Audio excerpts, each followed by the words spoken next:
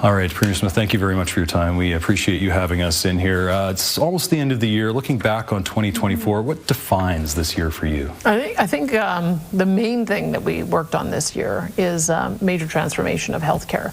When my new health minister came in November of 2023, and we identified pretty quickly that we needed to get AHS focused on delivering hospital services, make sure that we had a focus on primary care so everyone could get a family doctor or nurse practitioner, make sure that we had a dedicated approach to mental health and addictions, which is a growing problem, and we've got a novel solution for it. And then the last big piece is having a new approach to assisted living, which is going to go under a different department. And I think that this next year is you're going to start seeing a refinement on that as we get people connected to good primary care, and as we start seeing some of the surgical initiative building out the capacity in our hospitals and our charter surgical centers. So we feel like we've got the big pieces in place in order to be able to make some major moves on improving service next year. I'm looking forward to that. That's been one of the big things.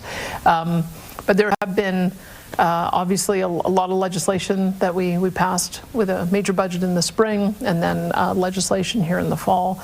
We are embarking on an exciting new approach to attract a brand new industry here with AI data centers, and we've seen some major successes in investment that have been announced, whether it's the Dow Chemical breaking ground on their net zero petrochemical project, or whether it's continuing the momentum on having technology investment here. So we're feeling pretty good about where we find ourselves. All right, it's been there have been a lot of notable events this year, a lot of notable accomplishments by your government, and a lot of conversation about how you're doing that.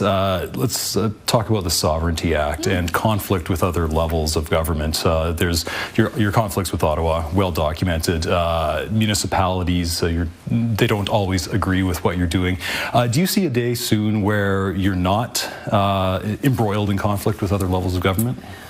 I would say that, if I was constantly passing legislation that violated federal jurisdiction, they would be fighting back against us too. And what I would just love to see is the federal government recognize that we have a right to develop our resources and to stop passing obnoxious policy that prevents us from doing that. And then we'd have a great relationship. I've been trying to align with the federal government since literally my first conversation with the Prime Minister around increasing production but reducing emissions. We think that becoming carbon neutral by 2050 is the target we should be looking for, and they keep on trying to advance that. And if you try to move too quickly before the technology is available or before you've got proper capital turnover, you're going to end up stranding assets. So they are the ones who are creating the conflict, and we're having to respond to that to protect Albertans.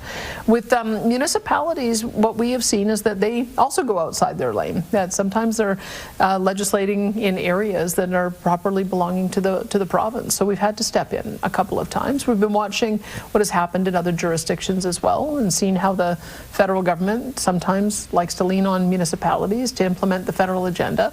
Municipalities are constitutionally under the jurisdiction of the province. So we've created a framework so that municipalities also stay in their own lane. People want them to take care of the potholes and pave the streets and clear the streets and be able to take care of local infrastructure. And a lot of them are expanding outside beyond that. And so we think it's important for us to be able to set the stage on the areas of provincial jurisdiction. We're heading towards elections, both municipally and federally, in the next year for sure.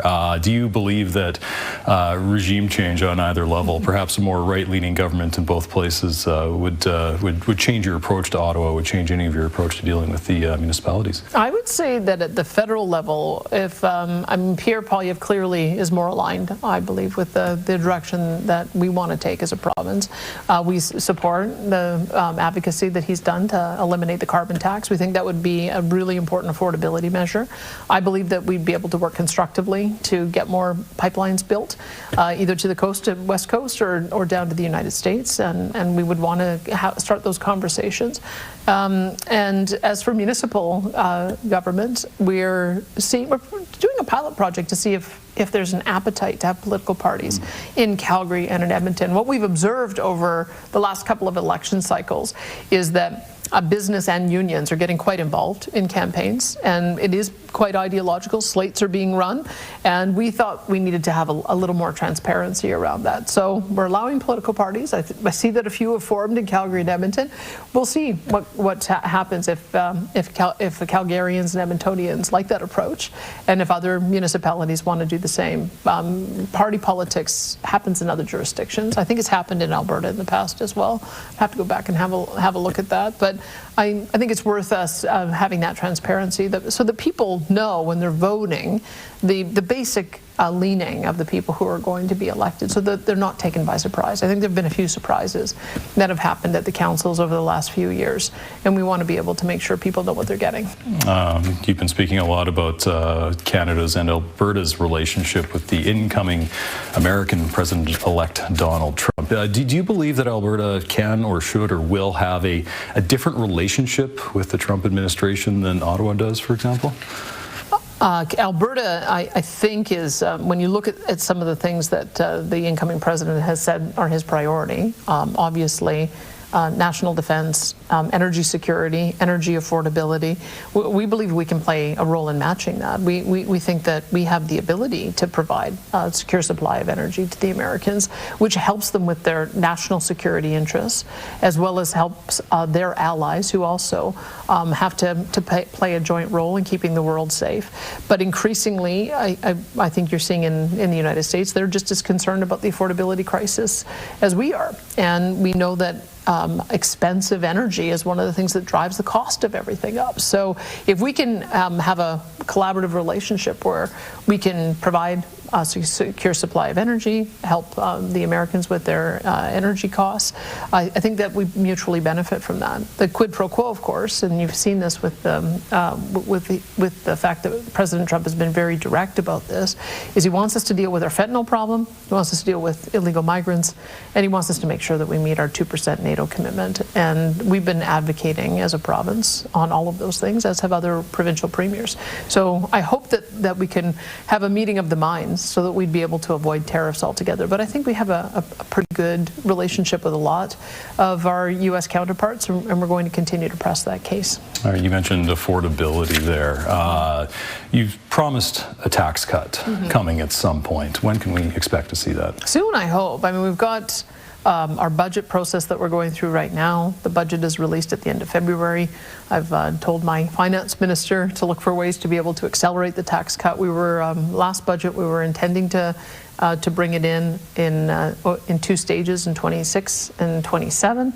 And we've heard from Albertans that they want to see if we can make that happen sooner. So I'm hopeful that we'll be able to accelerate it. I'll leave it to the finance minister to confirm that when he reveals his budget. All right, another large portion of news surrounding your government and yourself was the UCP AGM in October, your leadership review, and all sorts of things that surrounded that. 91% in support of you. That must be a nice way to head into the holidays. It's conservatives have a distinct culture in parties, that we do have periodic leadership reviews, and the leader does have to come before their members and make sure that they still want them to lead them into the next election. And so it leads to a very robust discussion. It's never pleasant to have people tell you the things that they think that you're doing wrong, but the fact that the majority of our members think we're going in the right direction, I think that is a good vote of confidence. It gives me a lot of confidence going into the next year. Okay, a lot of the legislation has been widely discussed this year, has been on contentious social issues, trans rights, for example, the Alberta Bill of Rights, some elements of that involving vaccines. The opposition has accused you of implementing a lot of that policy because of this leadership review, because you wanted to keep certain people within your party happy. Is that true? I do things because of the right thing to do. I've been wanting to amend the Bill of Rights to give stronger protection for property rights since I was a property rights advocate going back to 1997. having just compensation is something that has been really important to me, and so I'm glad we were able to implement that. It also is very important to me that people have medical choice. I don't believe that anybody who's of sound mind should be forced to take a medical treatment against their choice, and so I was happy to put that into the Bill of Rights. It was a recommendation from Preston Manning's report. We asked him to look at our response and to give us some advice about what we would do differently next time, and that was one of the big things he identified. I think there's been increasing amounts of concern that the world has had about the approach to gender identity and gender confusion. And so we've been watching with great interest what has happened in Europe, and in particular the Cass report. Dr. Hilary Cass took 4 years to look at all of the data that had been done on transition and found, unfortunately, that there just isn't good long-term evidence that this works out well in all cases for all kids. And so her recommendation was to be more cautious. And so that's the approach that we've taken. We want to make sure that kids aren't making permanent changes to their body and a permanent decision that will affect their fertility before they're old enough to understand the consequences of that.